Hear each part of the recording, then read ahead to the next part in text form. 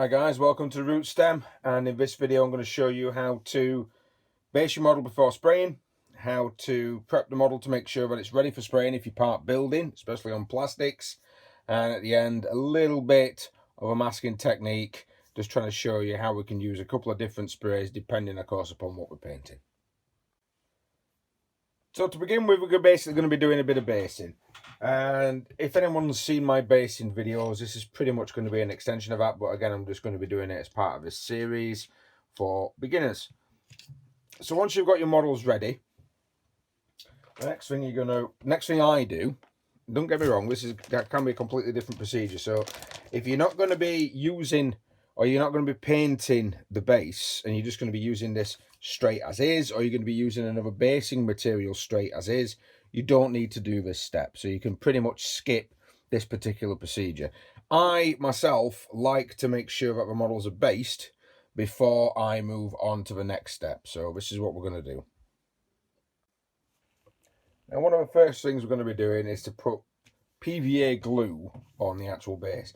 I've seen some people use the super glue technique, where they use super glue on it. That's fine, but if you get a really bit of bad cold weather, that becomes brittle and comes off, which is highly irritating.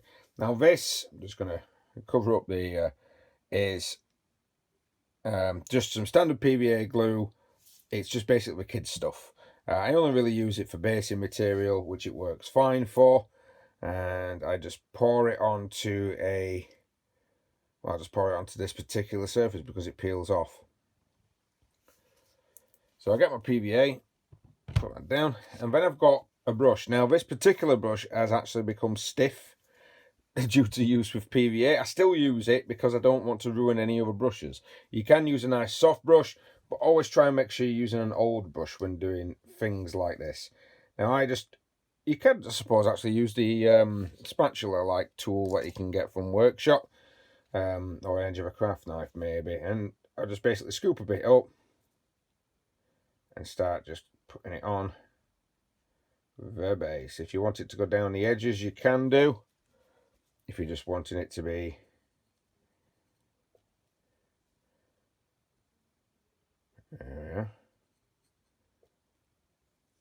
scooping it up, trying not to get the model as best I can, but if you do, don't worry about it, we can correct that later.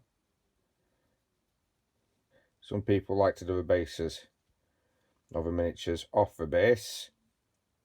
I do when I'm doing really fancy bases. I'm not more doing a basic base, so I don't really need to. So you grab that, we open up our bag with our stuff, and I dunk it in and then shake off all the excess. Okay, so now we've got this here. We're going to put that to one side, we're going to let that dry, and we're going to repeat the process with the rest. Okay, now we have the basing on. We're going to be looking at just trimming off. Now normally, because if you use a normal brush, you'll not be able to get quite up, but I sometimes will just go around the feet and just make sure that none of the basing material is anywhere where I don't want it to be. This is why some people do the basing off the models.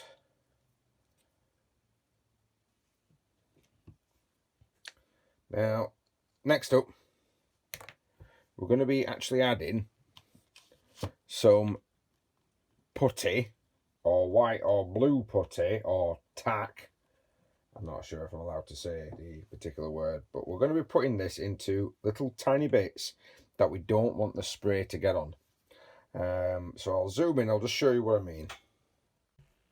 What I've done, I've got the blue tack, or white tack, or whatever tack it is, and I've rolled it into little balls. Now I do use this for all sorts, so there's going to be a little bit of colour in mine, and basically, because these are plastic models, these fit best with plastic glue. But if you get paint between the 2 points, they're not going to glue together. So what I do is I just put a bit of blue tack either side, making sure it's just on the actual joint bit, and this will stop and make sure that that area is nice and clean, and we can always remove a blue tack later when we are fitting our heads or we are fitting our arms, and then we're going to be able to use polystyrene cement on both. So again, you need to do this to everything. If you are going to have a cyclone missile launcher, I know this is very specific to these miniatures, but if you are going to have anything added on top, you might want to put a bit of blue tack on top or in any of the contact points that you think you're going to be adding more pieces onto it later that you might be painting off.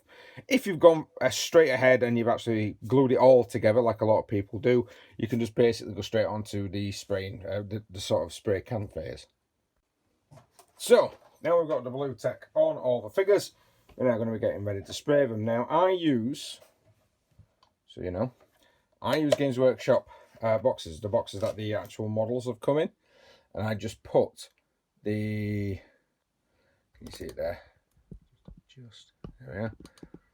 I just put the models, I'll just blue tack them on top of that, and then of course I can actually bend it over, bend it forward, and this will allow me to spray them. Now, spraying is very important. You need a good base coat, and you need to think sometimes on what you are actually painting. Now, I'm painting these as Crimson Fists. My painting technique is actually a contrast paint over the top of a silver undercoat, which gives them a really, really nice looking metallic blue armour. So I will be spraying these silver. That's fine. A lot of people, if you're just starting out, one of the recommendations is to start with black. Now, a lot of people say, no, you want to start with a white colour or a really bright colour. I personally don't recommend that. What I recommend is that you start with black. It helps you learn how to build up layers. It helps you learn how to bring a paint from dark to light, so it learns you all the recess shading. And if you miss something, it's in black, so you don't tend to pick it up. So if you miss something, you're not going to sit there and look at this figure and be like, oh my god, I've missed that edge, or oh, I didn't get all the way to the crease. That way you get a better understanding of what your figures look like. And I always find that you sometimes, if you're more happy with the figure that you've done, or you're more happy in a hobby, you're more likely to continue and try and get better. So spraying black when you first start painting is probably an essential thing for me. I'm not doing these black. I've said all that, I'm not doing these black, but I will be painting this banner black. So what I'm going to do, he's separate. I'm basically going to go and use some black spray paint. I'm going to spray that black, and then with a little sheath of parafilm, I'm going to cover it up later, and we're going to then spray silver. So what I'm basically doing is two types of undercoat. They're all been broke off into different bits, but I'm using two undercoats to paint them two different colours as my base starter, which you can do. A lot of people think you can't do.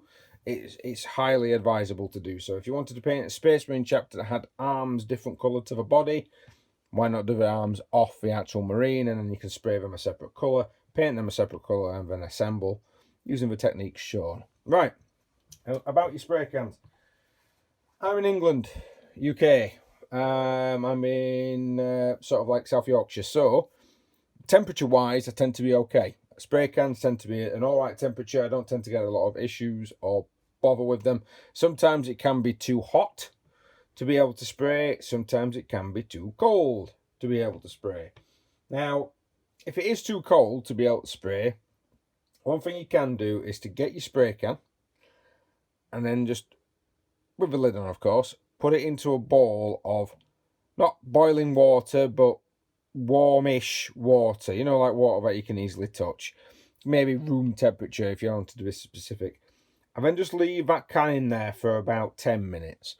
That way the can itself will actually warm up before you start using it. It's the can rather than the outside area that will actually provide now, don't get me wrong, sometimes the outside area can be really, really dodgy as well, but you do need the can to be warmed up to be able to provide you with a good, consistent spray.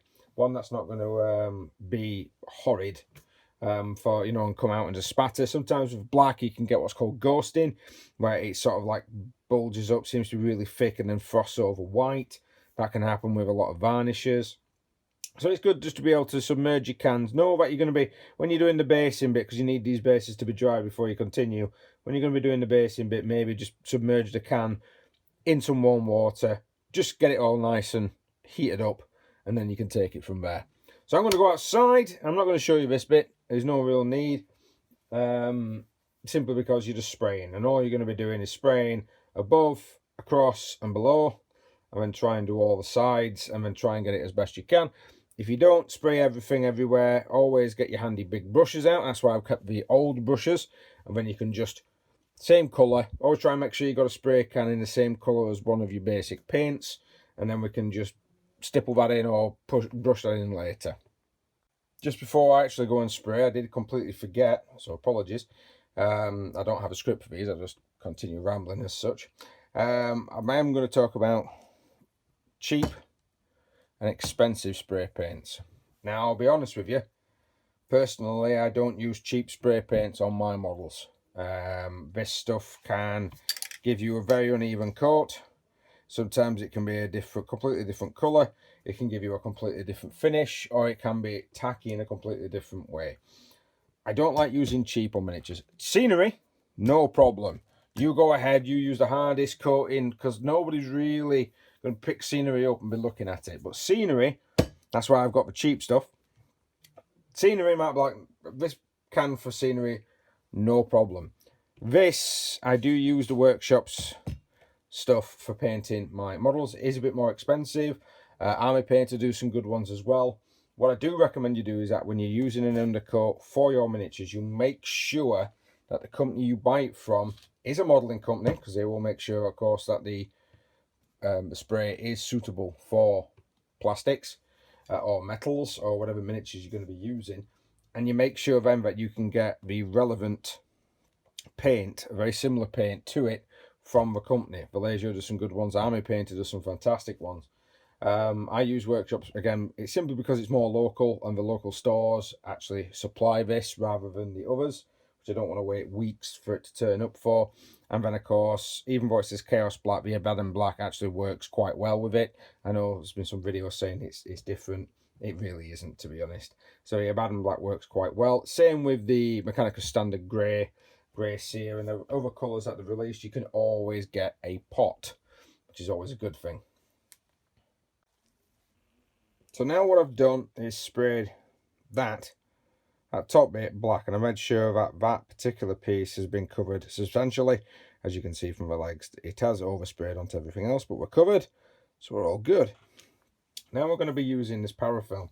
Now parafilm is a really good masking agent, and it basically sticks to the surface, but it doesn't actually have any sticky properties, so when you pull it away, it doesn't pull any paint away. It can also be cut, so if you're painting canopies on elder vehicles as an example, you can put this across the top. You can cut out the recessed pieces of the canopy and pull the rest of it off, and then paint using sprays, maybe even airbrushes, and it keeps it nice and safe. So basically with parafilm, you just take the backing off and you stretch it. It will snap eventually, but normally it's really good stretching material. And then what you basically start doing is just wrapping, apologies somebody at the toilet, wrapping your area with the parafilm, and it normally adheres to itself. And it's still stretchy at this point. I'm not wanting you to, well, I can cover the light, that's fine.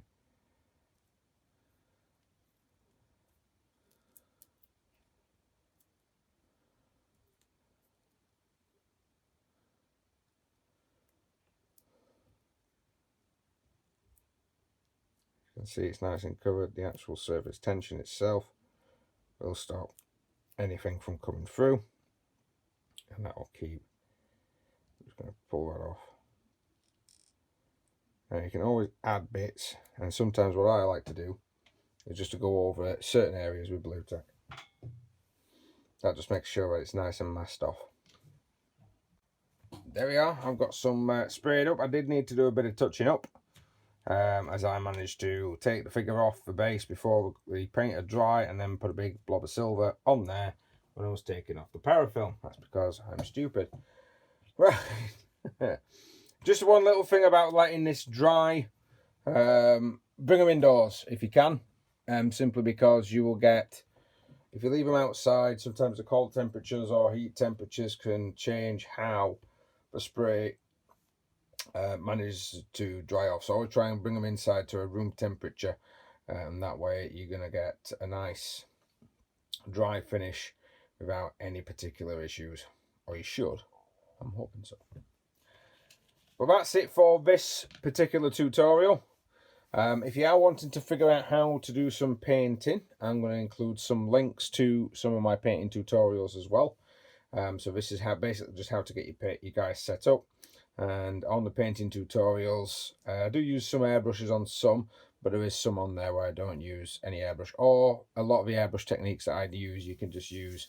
I mainly use an airbrush for speed, which you can still use, you know, hand painting to do a lot of what I'm actually doing. Well, thanks very much for watching, guys. Please like, share, subscribe, hit that notification button if you do want to see more. I am Rootstem, I am Paul, I am Fran, I am quite many things, yes. And we will see you next time. And if an advert pops up, just watch it, helps me out.